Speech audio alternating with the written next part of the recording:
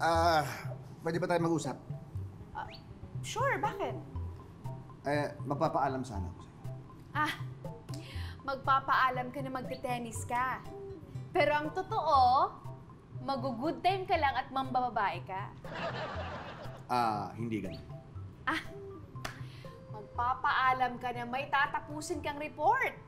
Pero ang totoo, mambababae ka. Hindi rin yun. Alam ko na. Bibisitahin mo yung parents mo. Pero ang totoo, mambababae ka.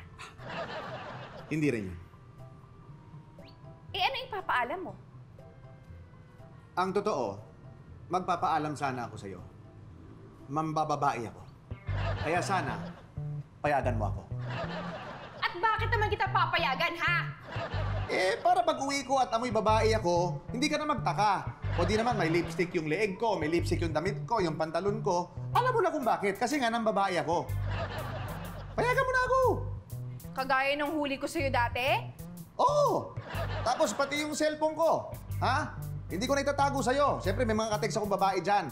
Tatanggalin ko rin mga lalaking pangalan. Palitan ko na yung mga totoo, mga babae na talaga. Para mga text ko sila ng maayos, nang hindi nagtatago sa'yo. Pumayag ka na! Mambababae ako. Ibibigay mo yung mga password. Oo! May password na ako. Walang sinungalingan na. Ano? Payag ka na? Oo, sige. Total, nagsasabi ka naman ng totoo. Payag na ako. Thank you, Hana. Sige. Mambababae mo na ako.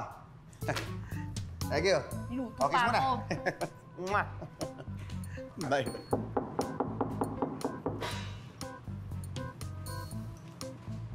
Uy, pare ka na. Diyan tayo. Uy, huwag ka maingay. Baka maramig ka ng misis ko. Ano ba masama? Mag-gym naman talaga tayo Ang paalam ko kasi sa kanya, mamababae ako.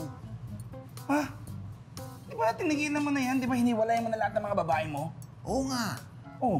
Bakit mo sinabi sa asawa mo na mambababae ka? Wala lang. Pinaninindigan ko lang na sinungaling ako. Mayag naman eh. Dapat.